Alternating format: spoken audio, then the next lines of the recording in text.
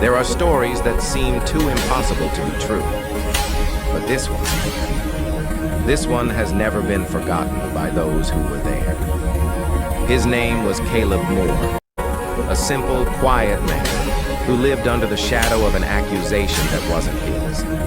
Unjustly accused, quickly judged, and mercilessly condemned, the electric chair awaited him.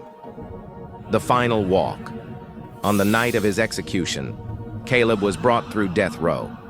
His footsteps made almost no sound.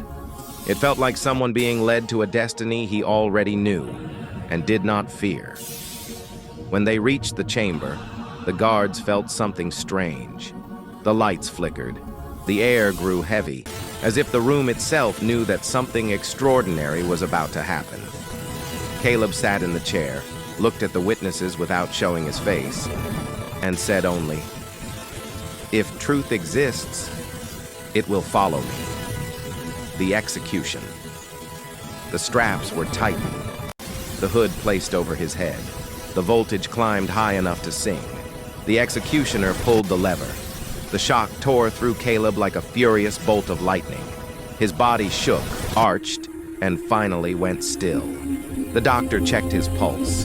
Nothing. The room fell silent. Time of death, 12:16 a.m. Caleb Moore was dead, or so everyone believed.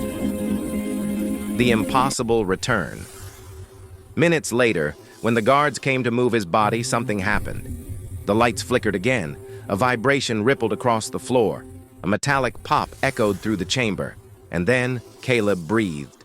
Weak, deep, real. One guard fell to his knees, terrified. Another dropped his clipboard. The doctor, trembling, touched his wrist again and felt the impossible. Caleb's heart was beating, but not like a normal man's. It was slow, heavy, deep, as if he stood between two worlds. The revelation. It was at that exact moment that the phone rang in the next room. When they answered, the detective's voice came through in a panic. "Stop everything! We found the real killer! Moore is innocent!" The executioner collapsed into a chair.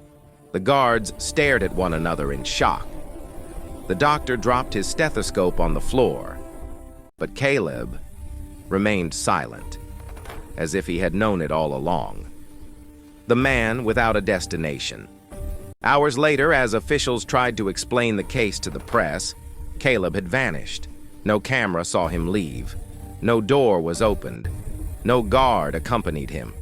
It was as if he had evaporated. Some say he still wanders empty highways, faceless, nameless, a living shadow of injustice. Others claim he appears in prisons, moments before another wrongful sentence is given, as if he were there to stop another fate like his.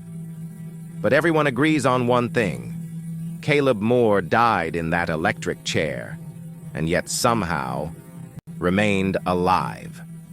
And to this day, no one knows whether he returned as a man or as something death could not take.